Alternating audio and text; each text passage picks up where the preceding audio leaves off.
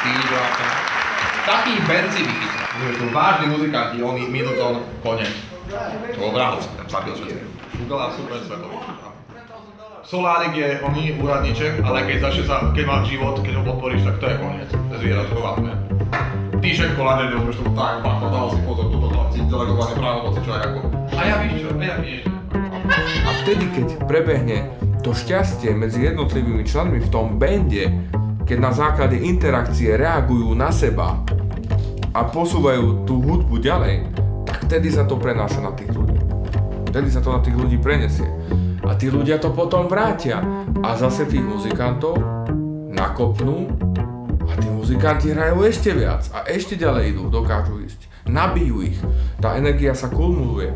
Takto sa to kumuluje potom celé. A o tom to je. O tom je koncert.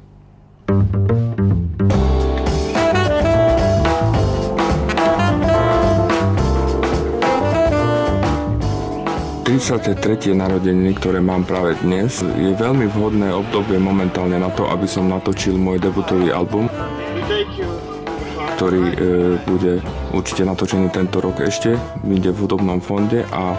I enjoy the music of Pishti very much. Yeah, his music is challenging and I mean the band is excellent, so that's another reason I wouldn't be here if you guys didn't play as well as you do.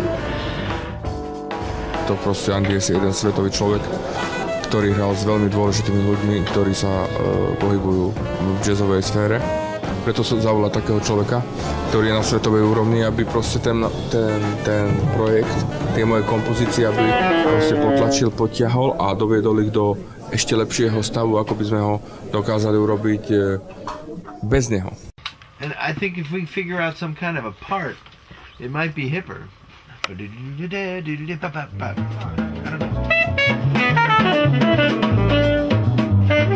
Potom ide ten vamp pod saxofón, ten vyvrcholí, ide klavírne solo. Áno, hneď rovno. Rovno, priamo, hej.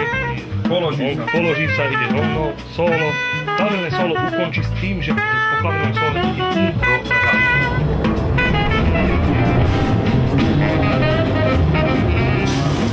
You play solo on A all the time? All the time, and we will start on C. No. To was a mistake. Preto som tam išiel na Bčko a počúval. Tí muzikanti, ktorí hrajú na pódiu, sa v určitých momentoch, keď sa ten hudobný proces posunie úplne ďalej, dostávajú ako keby troška do takej vyššej dimenzie alebo do inej sféry.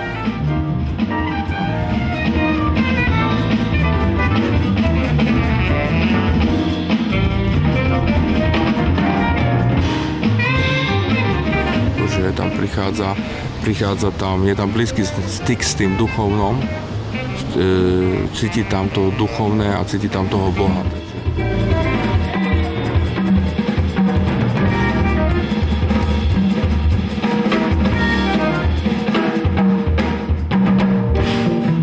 Ani som sa nerozohral, a už mi skončil.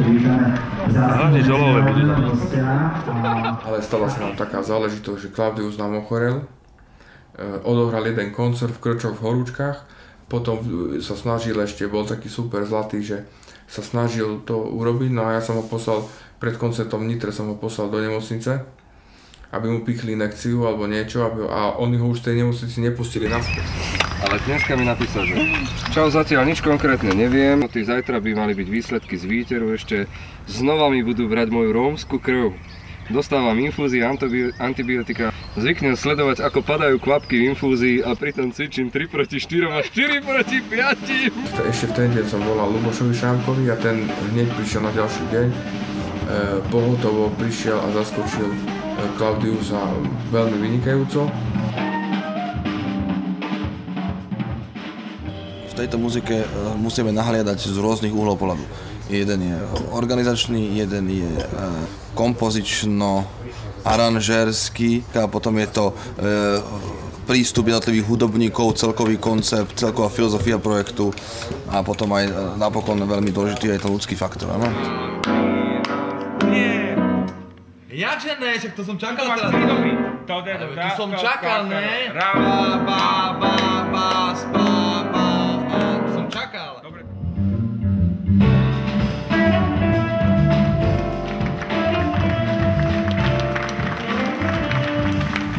pesniček je výpoveď o tom, ako cestujem a hrám na koncertoch, na pódiach vždycky to začína soundcheckom, zvukovou skúškou. Vznikla táto skladba tak, že som na tých zvukových skúškach musel niečo hrať, aby ma oni vedeli prizvučiť. A všimol som si, že sa opakujem a že už asi 3. alebo 4. krát hrám niečo podobné stále. Tak mi to tak začalo v hlave znieť a začalo sa to rozvíjať, že som si povedal, že napíšem skladbu.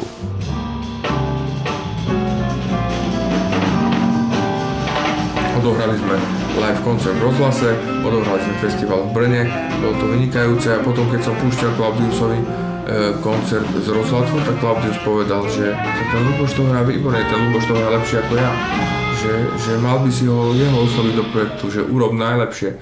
Veľmi sa chcem hlavne jemu poďakovať, že ma zachránil, pretože môj klavirista Klaudius Kováč je ešte stále v nemocnici a proste prišiel okamžite a veľmi dobre hrá tieto skladby prvýkrát som mňa, vlastne druhýkrát, niektoré prvý, takže veľmi mu ďakujem a odovzdávam mu slovo. Nevadí, rovno otázka do publika. Hlavné mesto Mongolska. Slečna vy v tom bielom, v tej veľrej košeli. Vaše meno? Veronika. Priezvisko? Drgoňová. Drgoňová? Veľmi dobrý, samozrejme.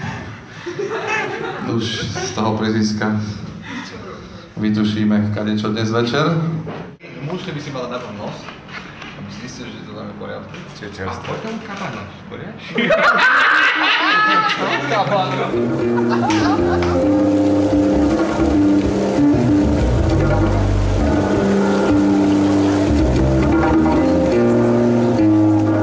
Ďalšia skladba je MF Diatonic a táto skladba je vlastne pozdravom pre všetkých cigánskych muzikantov. Máme takú slučku muzikánsku, ktorú si zvykneme zapískať a ten motív znie asi takto. Andy, maybe it's problem because you are doing articulation. Yeah, you don't want it? I don't want it.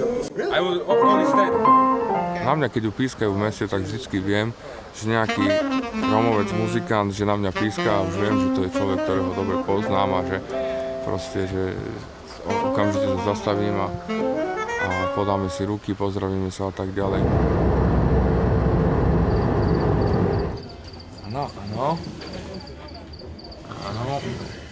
Áno, už to bude.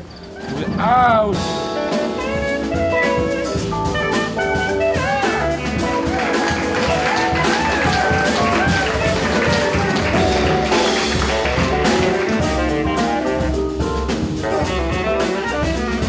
Do kamery predstaviť. To strašne ešte o tom nevie, ale dnes obávam sa, že dnes sa stane mojou dobrou kamarátkou a si trošku pokečajme. Zapálime si cigaretu. Nechajte. Tak potom nic, promiňte. Tak si nemám si. Meno? Veľmi dobré.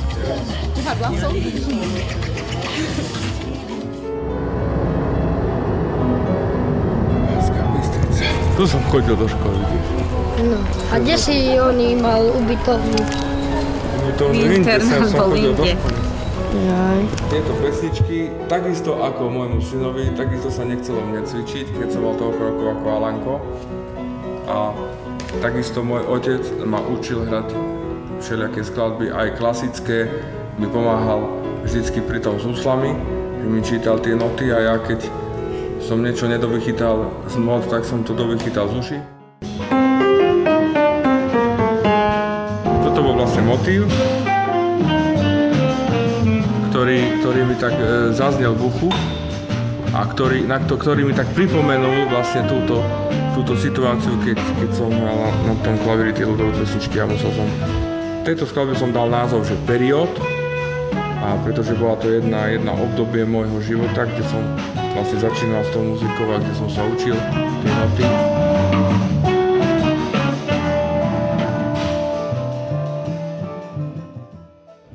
A to, ja som si na začiatku myslel, ne na začiatku, ale po prvom víkende, že no neviem, že teraz ešte 9 hraní a že či nás to celých tak nejako neunaví, že potom na to nahrávanie to bude nakoniec také, že vieš. Ale nakoniec akože po tomto poslednom týždni mám pocit, že to bude akože...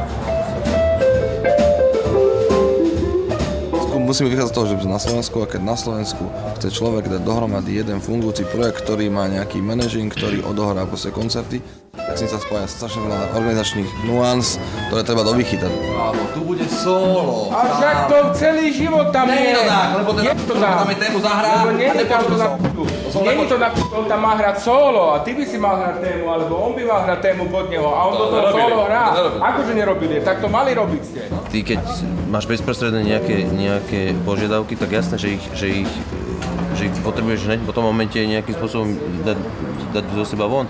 Áno, ale akurát nenastúpi na tému. Doteraz sme hrali, čo ťa veľmi teší, čo? Teší ťa to, že tak sa vieš čo, pobál sa môžeš ísť. Ale nie, on len upozorňuje. Ja hovorím, že chlapci, robíme niečo, lebo 4 minúty je dokonca. No dobre, ale tuto on sa so mnou háda, ale... Nehádam sa. A potom už tá reakcia tých, akože, tých tvojich sidemenov ti ukáže, že či trošku zmeniť prístup, alebo nezmeniť prístup. Vieš, čo sa týka vedenia skúšok, alebo niečo také. Ale však to je všetko na poriadku, sa poznáme 100 rokov, sme kamaráti, tak to, akože, tam sa nerieši. To je akurát len v tom istom momente, v tom danom momente sú veci také, že víš to však dobre, alebo však to aj musí byť, výmena názoru musí byť ostrá, to potom nič nerieši.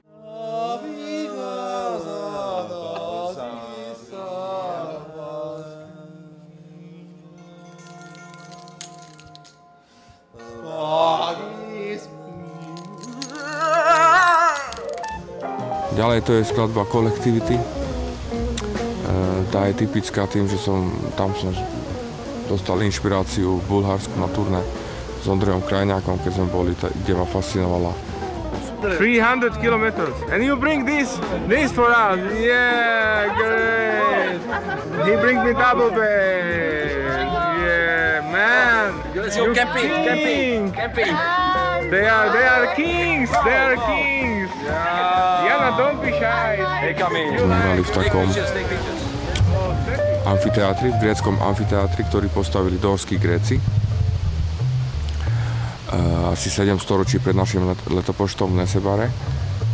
A strašne ma fascinovala tá akustika na pobreží mora, kde oni postavili tento amfiteáter a kde akustika bola totálne vyrovnaná.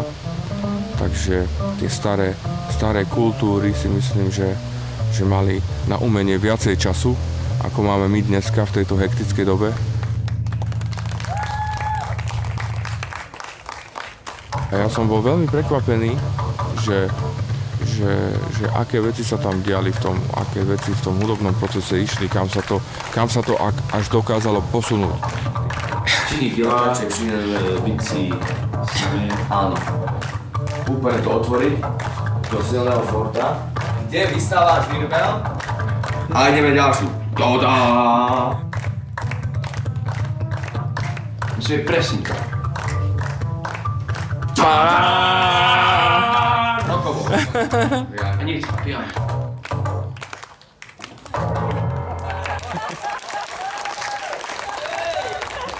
Tým, že sme boli takí odviazaní, si myslím, a to prostredie na nás tak vplývalo, tak sme hrali možno ináč, ako keď hráme niekde tu.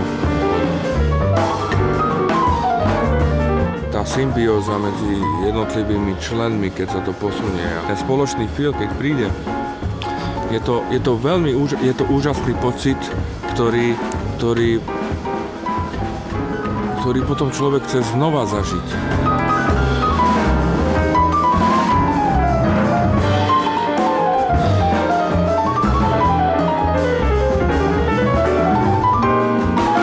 Každý pri hraní, pri improvizácii, pri čomkoľvek vychádzame jednak z toho, čo máme za sebou, jednak akú muziku počúvame, jednak akú muziku sme hrali a či chceme alebo nie, vždy tie väzby zostávajú. Hej?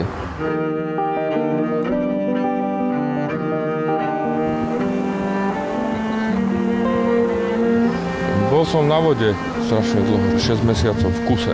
Napísal som potom jedno aranžma na skladbu, ktorá sa volá How Deep is the Ocean, ako hlboko je oceán. Je to vlastne jazzový štandard, ktorý napísal Yngwie Berlin.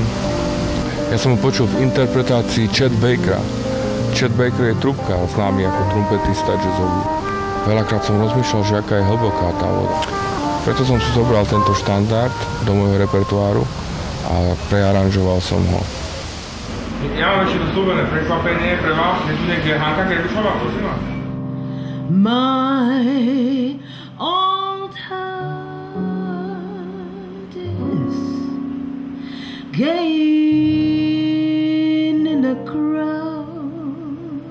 Pre muzikanta, či chceme alebo nechceme, je strašne dôležité, aby vedel v tých periódach, v tom toku hudobnom a v tých jednotlivých častiach, aby vedel, že aha, čo asi by sa malo, akým smerom by sa to malo uberať. Ja hrám solo, idem napríklad ja na solo po gitaristovi. My nevieme, čo ja tam budem konkrétne hrať. Ani Peťko nevie, že aha, teraz udrem na floortom a teraz zahrám hi-hatu a Pišo zahrá to G.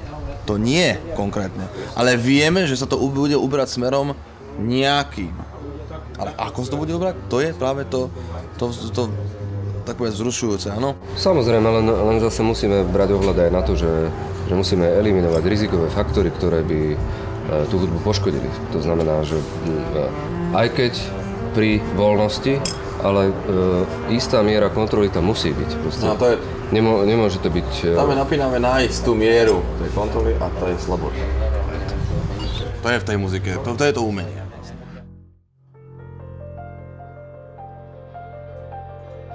Skladba, ktorú si vypočujeme, sa volá Dreams with Open Eye. Som mu napísal na Vianoce, keď sme boli doma s rodinou a pripravovali sme si štietovečerný stôl a všetky tie veci okolo. A ja som si hral na klavíri a som zachytil tú atmosféru a dal som ju do muziky. Takže túto pesničku som dneska venoval mojej manželke, celý čas na ňu myslím, ako hráme.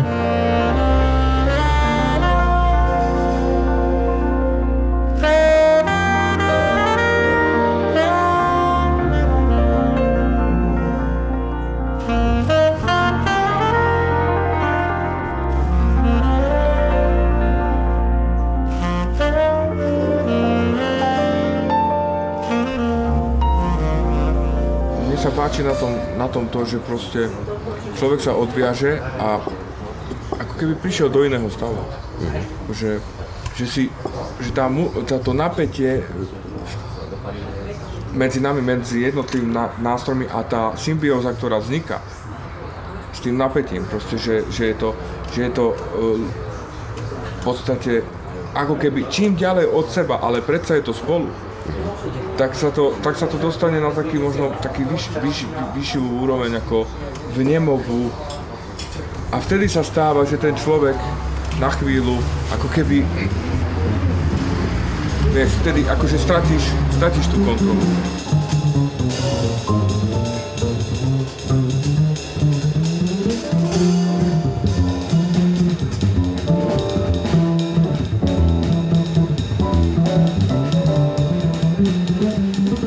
Every tune has the possibility of us being so involved that we forget who we are.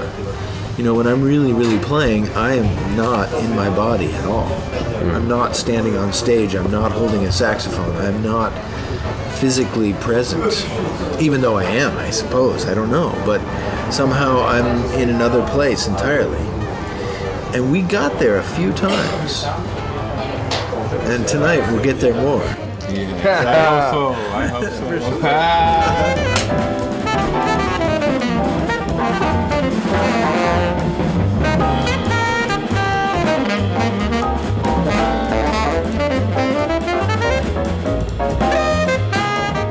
Pišta usmerňuje do istej miery to naše videnie, alebo sa nám snaží nejakým spôsobom priblížiť tú jeho predstavu, ten jeho úhol pohľadu, ten feel, ktorý by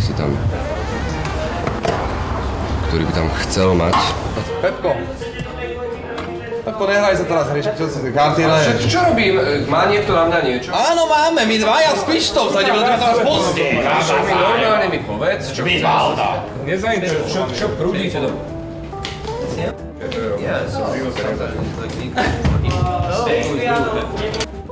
Všetko sa dá v kľude. V živote som to nezažil.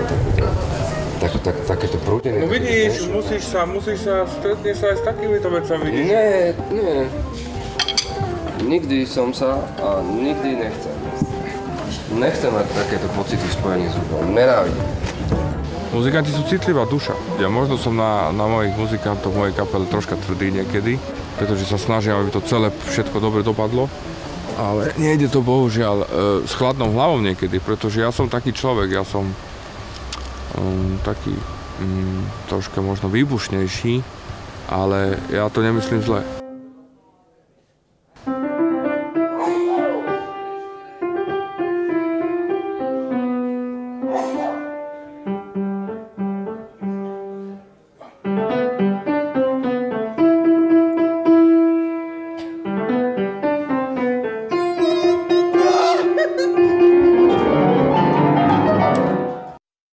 I think we've all changed the way we've been playing the music a lot in a very positive way. And that the sensibility of jazz musicians, meaning to be spontaneous and play freely and create new things, is what we all have in common. And I think we've been finding the places in the music where we can be free and we can open up. We're not all doing it at the same time or in the same place, but when we all do, then it's really, really happening. Nedá sa potom sklznúť a ísť naspäť a hrať jednoduché pesničky, kde sa ľudia tancujú a zabávajú. Už je to potom také ubíjajúce. Už to ubíja to človeka a aj keď samozrejme z existenčných dôvodov by to bolo oveľa výnosnejšie a oveľa lepšie, pretože s touto muzikou je veľmi ťažko existovať. If somebody comes and wants to be in my composition class, I know already whether they're right, because if they're a composer, they must compose. It's not like, well, I think I'll compose. That sounds like a fun thing to do. So for us, we must play. And I think one of the goals of the project is to share that feeling with other people and excite them and get them to think about it.